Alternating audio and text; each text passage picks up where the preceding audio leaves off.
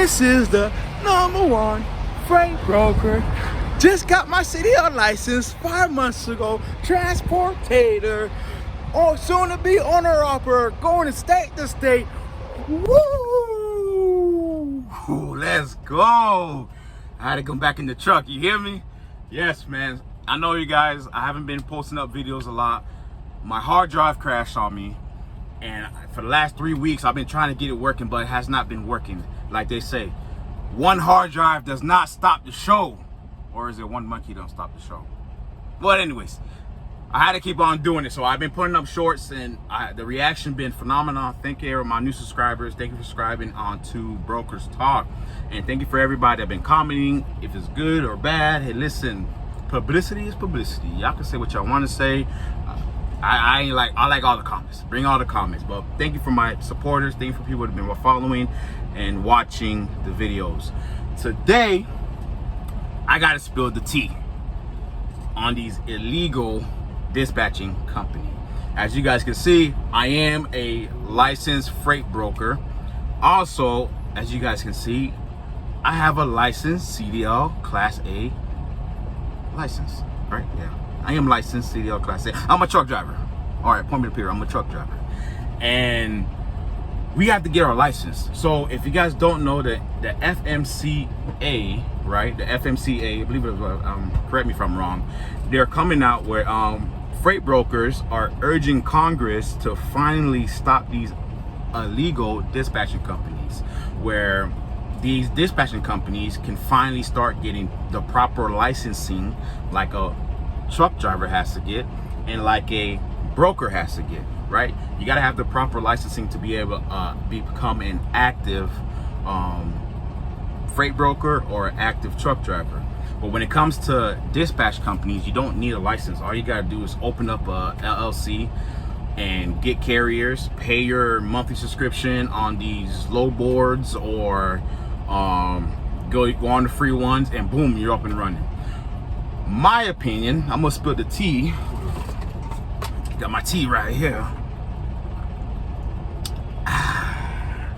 Let me spill the tea, right? What I want to say is, I think Congress should make these dispatching companies start to become legalized and professionally fully. You know what I mean? I believe dispatching companies need to have skin in the game, just like a carrier does and just like a broker does. Now, to be a freight broker, yes, you got to do the same thing a dispatcher got to do. You got to open up a LLC, your business bank account, get these low boards, all that good stuff. But you have to get a surety bond up to $75,000. You can get more if you need to. You got to get a surety bond that you have to pay quarterly. That's 4 times a year. Either you're gonna pay $815 or you might pay more, depending on your credit score. You know, right now our company's been running going on 2 years, and we've been paying $815.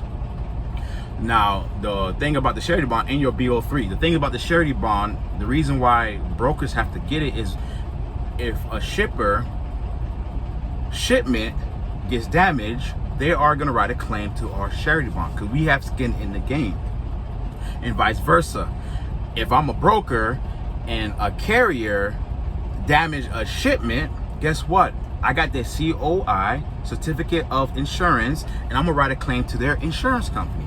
So everybody has skin in the game, but these dispatchers. Now, before we go into it a lot more, there are phenomenal dispatchers that do a great job.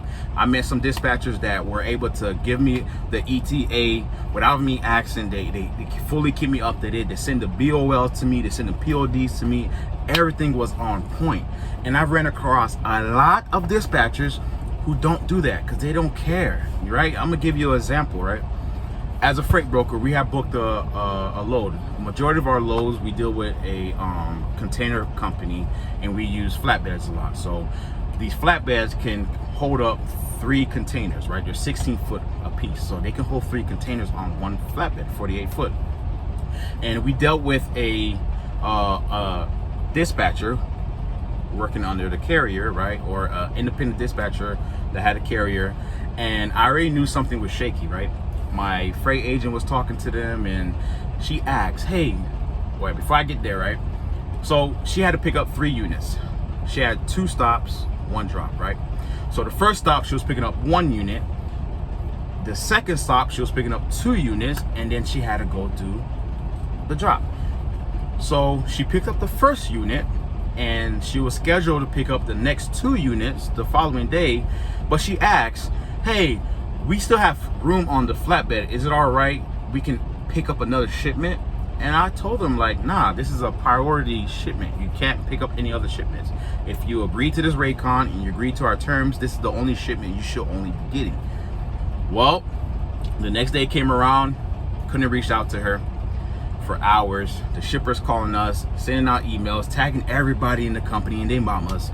And in the trucking business, you're only known for your last load, which means you're only good as your last load. So I don't care if you had 100 positive drop off and pickup percentage, that 101, that one load that messed up, they're gonna base you off that last load.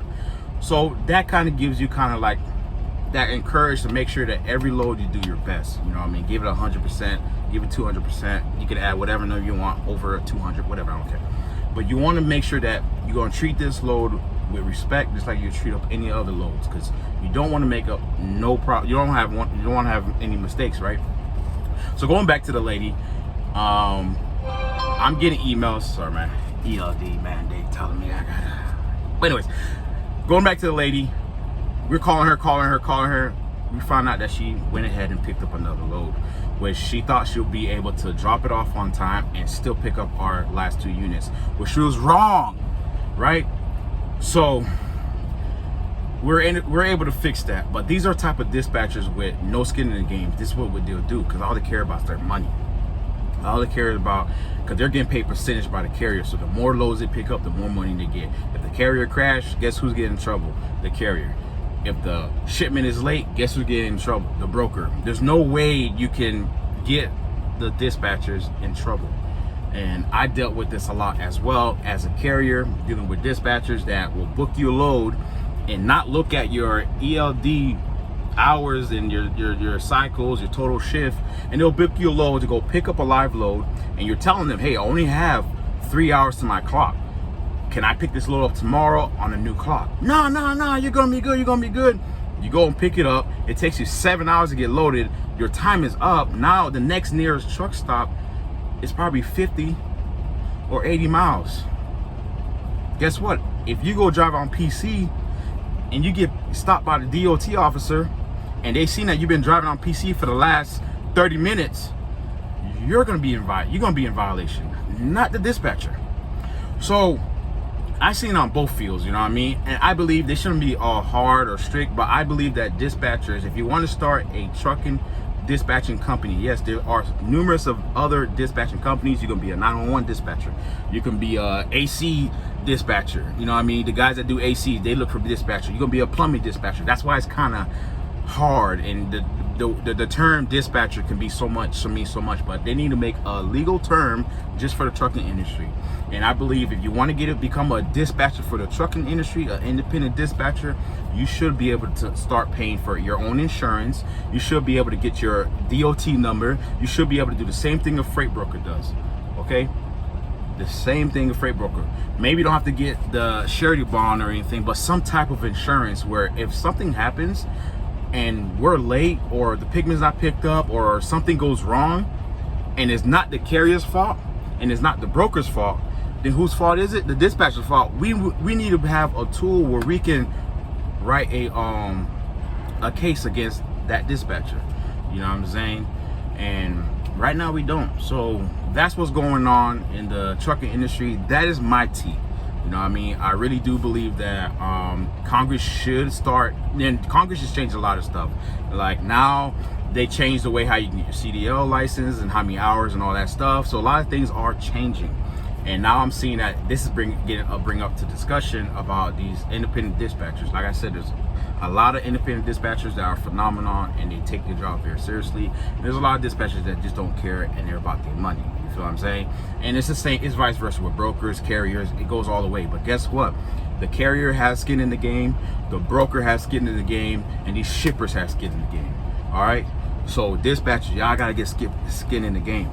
I need you guys, if you guys agree with what I'm saying, comment below. If you guys don't agree with what I'm saying, maybe I missed something out. If you're an independent dispatch and you stumble across my video, comment below. Let me know what you said. I don't care if it's good or bad. Cause listen, I'ma talk about any comment. We gonna put it to the big screen. And with that being said, I'm on my taking my 30-minute. I'm gonna use the restroom. Thank you guys for subscribing, liking, commenting. Continue subscribing and liking. We need to get to 1,000 subscribers by the end of October, or October 1st. And then we're gonna start doing live streams. I'm gonna start bringing you guys on. We can just have a good platform. I don't care, whatever, you know what I mean? We're gonna talk about this, you hear me? So with that being said, I'm out, man. Let me go ahead, finish my tea. Brought to you by Pilot. I'm gonna see you on the next one. Let's go!